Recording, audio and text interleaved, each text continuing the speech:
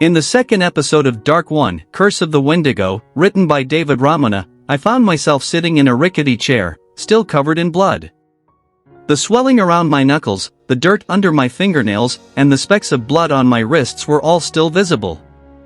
I had washed my hands over and over again, trying to rid myself of the stains, but they persisted. It was ironic that I sat in a room with baby blue walls that were supposed to induce peace and relaxation, yet I felt nothing but discomfort as the metal from the chair dug into my skin. In front of me, there was a dirty mirror, spotted with white and gray dots, resembling an unclean bathroom mirror splattered with toothpaste. As I stared at my reflection, I couldn't help but feel like a stranger.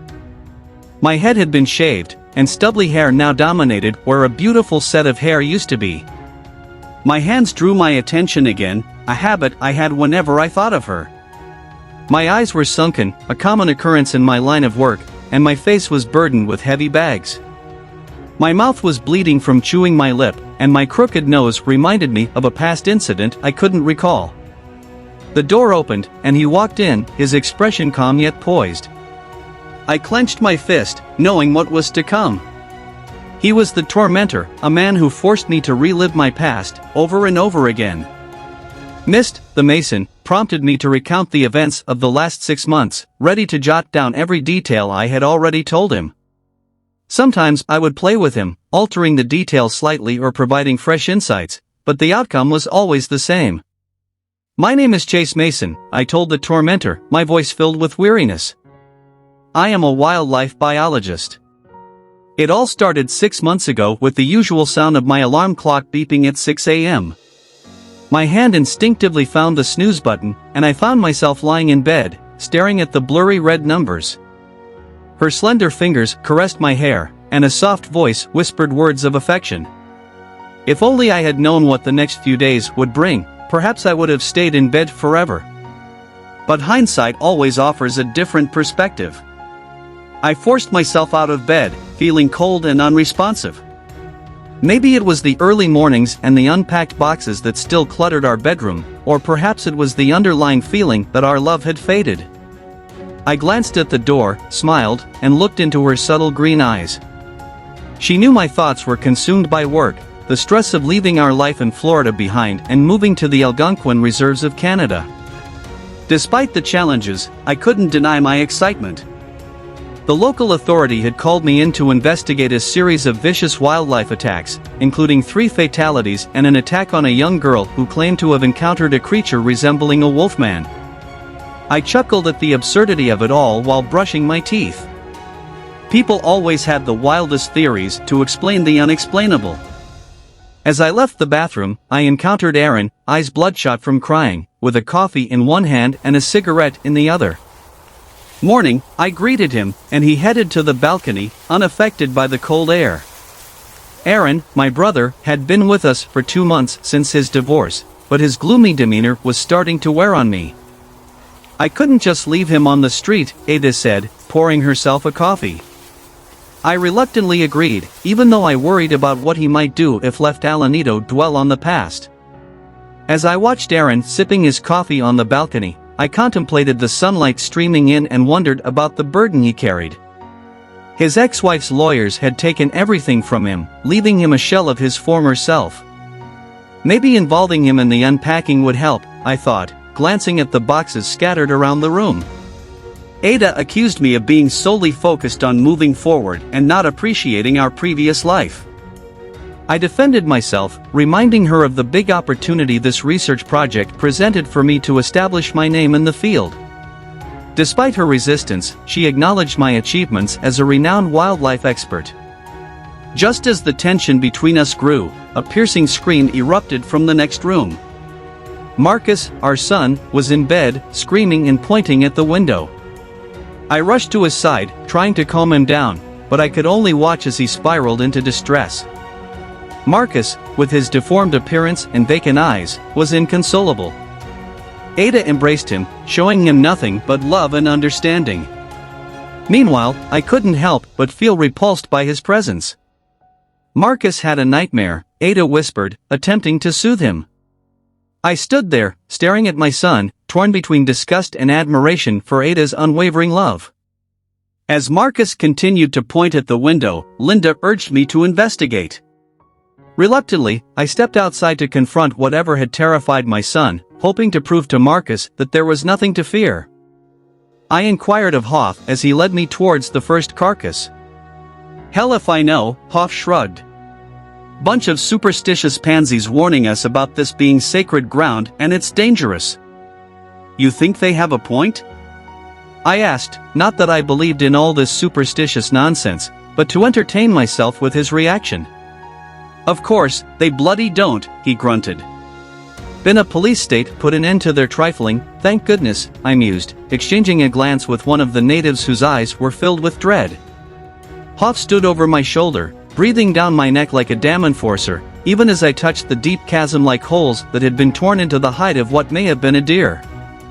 Hoff stood there with his hands on his hips, waiting for me to announce the identity of the animal responsible for this carnage. But the holes in the body were just the beginning. Its neck had been slashed, and blood had frozen around the gash. One of its antlers had been chewed, and the other bent back in an unnatural fashion. It retained 3 of its 4 legs, while the 4th lay nearby, severed, with bones protruding. The flesh had been mostly devoured, though the cuts were not precise or calculated, indicating that something had feasted on the animal rather than simply skinning it. It ruled out a human attack, but what animal would savagely brutalize another like this?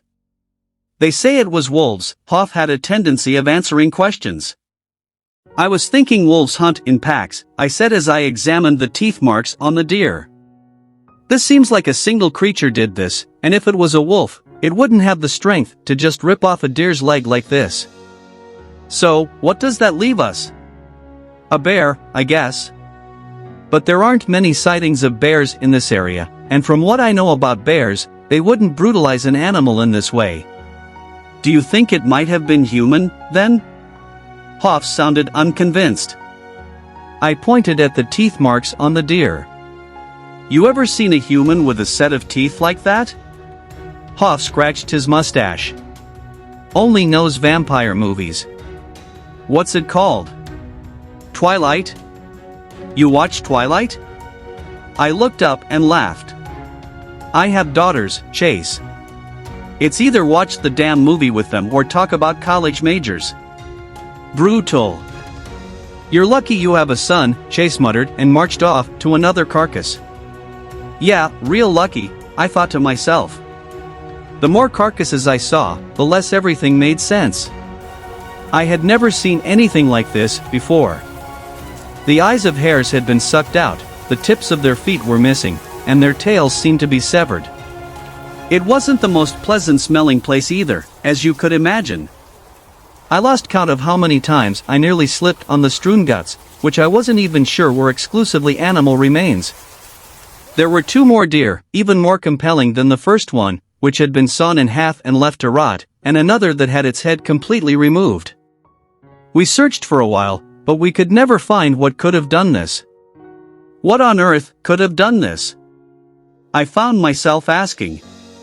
I thought I'd be able to piece some clues together if I was allowed to examine the human corpses, but the police weren't too keen on having anyone other than their own crew near the bodies.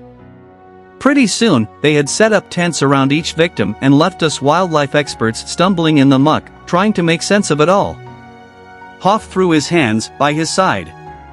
25 years I've been doing this, and never have I seen something like this before. I had only been doing this for the better part of 10 years, but still, nothing could have prepared me for the bloodbath we now sat in. I was about to get up and leave, having examined everything at least a dozen times. We had our samples and data, now all we had to do was run it through the lab and see if they could identify this creature or at least prove that it may have been a human. But something caught my eye. There, in the dirt, was a sunken paw print. A paw print that bore an eerie resemblance to the one I had seen outside of Marcus's window. "Hey, Hoff," I called him over. "What do you make of this?" Hoff took off his glasses and leaned closer to the print, almost as if he was risking tumbling over. For toes, for spikes, and a triangular shape, Hoff nodded to himself. "That's a wolf print, all right. But it's deep, must have been a big bugger, certainly bigger than normal." Funny how its prints don't lead anywhere, I noted. There's just one print. That's not normal because it is no paw print, a deep voice rumbled above me. Hoff damn near slipped on his ass as he scrambled to his feet, and I fared little better, sitting there frozen as a native towered over me. What do you mean it's no paw print? Hoff challenged him. And you lot shouldn't be here anyway. Go on, scram. You're hindering our investigation. The native repeated with conviction, it is no paw print, eyeing us both with loathing in his eyes. At least, it does not belong to a wolf nor any animal you can conceive. So let me guess, Hoff snorted. It's Bigfoot, is it? Tell me it's Bigfoot, I dare you. Bigfoot is my cousin, the native replied without hesitation, pointing at a smaller man standing near the forensic tents. Bigfoot did not do this. Christ, help me, Hoff rolled his eyes. So, what did do this, then? I asked, feeling completely out of ideas. The native didn't look at me right away, pausing as if wrestling with the idea. It is a beast that roams the land, taking meat from the bones of all it finds, he finally answered. Does it have a name? I asked, partly intrigued and partly amused. The native looked at me, really looked at me, as if staring into the deeper parts of my soul and not liking what he saw. It is not my place to say, the native declared. Funny, I said, earning myself a scowl. You will both do well to leave this place, the native warned, bowing his head. The hunger of the beast will not stay sated for long. Bear that in mind. Hoff smirked, saying, guess I better start leaving some snacks out for this beast at my house, then, and burst out laughing. The native gave me a sideways glance. What do you mean? I grinned and pointed at the footprint. Just like that, outside my son's window this morning. Seems like this beast of yours is covering a lot of ground. He laughed to himself but looked over, visibly concerned. Horrifying. You must be careful, friend, the native told me, emphasizing that we definitely were not friends. The beast does not tread without reason. You should leave this place while you can, take your son and your wife, and all those you hold dear, and leave. I do miss Florida, I said. I looked at Hoff, who burst out laughing again. You have been warned, friend, he told me before tracking his way back to the carcasses and disappearing into the woods. What a loon, Hoff scratched his head. For once, we agree. The tormentor slammed his fist on the table, a surge of redness pulsating around his wrist. I snapped back to the room, trapped in my own personal hell. I was neither dead nor alive, with nothing but the chair, the desk, and the blue walls for company. Oh, and the cast. How could I forget about the steel chafing into my flesh? You're really trying my patience, Mr. Mason, the tormentor said, seething with controlled anger. He pulled out a tissue to dab his nose, his frustration evident. Who's broken? I asked him. The record or the one playing the record? He didn't appreciate my remark, and the creases on his forehead deepened. His eyes fixed on me. It has my family, he eventually said. You will write about the footprints. I saw it with my own eyes, saw it scoop up my family and disappear into the air. The native grunted, as if he had already deduced as much. You best come with me, friend, he continued. Come with me? I said, aghast. Where? Can't explain, he said and pointed into the woods, where the trees were still being bullied by the wind. But I will take you there. Perhaps it is not too late to stop the Wendigo. Wendigo? I shook my head. What the hell is that? The less you know, friend, the better. Now, let's go. There's not much time. Then get in, I unlocked the doors. No cars. He does not like things of the modern world. You want us to walk in this weather? I barked, as if he was mad. And who is he? The native didn't answer me. He simply glanced into the passenger seat and said rather poignantly, leave the car. And bring the gun. We walked for what felt like miles through the muddy, freezing, punishing woods. The native stomped through the land as simply as I might have walked on a sidewalk. Me? I was stumbling about like a drunk at the edge of a shoreline, tackled by the tide and tripped up by the pebbles. Now and again, lightning flashed and white lights streaked through the woods, flooding the area and taking my breath away. The native didn't show any signs of being bothered by the storm. In fact, I swear I heard him chuckle at one point. We had to climb a steep incline spread with treacherous mud and a carpet of scattered leaves. I had to use the gun as a crutch, and even then, I nearly toppled backwards. The mud soaked through my boots, and I could feel the cold moisture infiltrating my socks, settling between my toes. "Here," the native said and swept his arms slowly out before him. To my surprise, a lone red teepee sat in its own space, flanked by fallen trees and stationed perfectly below what seemed to be a beam of moonlight. Colored smoke billowed around the teepee, blues and pinks misting and mingling. The area around the teepee looked untouched by the rain, a patch no bigger than a few strides and drier than it ought to have been. I looked up, half expecting to see a shelter of some kind, perhaps a makeshift shield of leaves. There was nothing but the black sky and the shy moon poking out from the smoky clouds. The rain still fell, but the droplets didn't dampen the sand-colored dirt around the teepee. The flaps around the teepee weren't billowing in the wind either, but merely swaying gently to reveal the darkness within. "Come," the native told me. "The shaman awaits." "Shaman?" I sounded off to make sure I had heard correctly. "Shaman," the native confirmed. "Be sure to greet him as such." He wasn't quite what I was expecting. Then again, I wasn't sure what to expect. A fat man sat cross-legged on the floor of the teepee, eyes closed and a short grin on his face. The same colored smoke was puffed around the room, and with it came the profound smell of honey and jasmine. It made me queasy. The man before us seemed like he had no idea we were there. His stomach was tattooed with white ink, and he sat mostly naked, except for a ceremonial skirt. There were feathers in his hair, bangles around his arms, and a scary-looking knife by his belt that had me gripping the gun tightly. "Announce yourself," the native nudged me. I looked at him, unsure of what to do, as if he was egging me on to talk to a girl at a bar. But at least with a girl at a bar, I'd probably get a weird look and a cold shoulder. This guy hadn't even opened his eyes. I stammered, "Hello, shaman." "Shaman," the fat man barked, both his eyes wide and full of venom. I managed to point to the native. "He told me that you were bald." The native snapped open, and the native took a step back, seeming to have gotten the giggles out of his system. "Stop telling people I'm a shaman. It gives them the wrong impression. I am a man of medicine."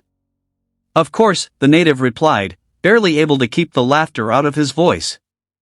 I would have said something if I wasn't entirely confused about where I was and what was going on. The medicine man addressed me, "Why have you come to this place?" I looked back at the native for some sort of assistance. "My family were taken by the monster." "The monster?" The medicine man rubbed his chin. "Be more specific." "You mean there are others out there?" "Many hide in the shadows of our world," he said with an all-knowing grin. "Others in plain sight. He speaks of the Wendigo." The native stepped forward and seemed to have regained his composure. "It has taken his family. He comes here to seek its location so that he may earn them back. Many men have gone to battle with a Wendigo spirit. I know of only one who succeeded, though in the end, it did not matter." "What the hell is it?" I asked. The medicine man took a moment to flick a bit of dirt from his teeth. "It is a spirit of insatiable greed and hunger. It lives to consume the flesh of the living, the birds, the deer, the household pet, you, me. None of us are exempt from its appetite." I couldn't believe what I was hearing, but I had seen it, had I not? I had seen the Wendigo right outside my house, skittering down the road with my wife and child in its arms. How does a thing like this even exist? I challenged him. Many things of this nature exist.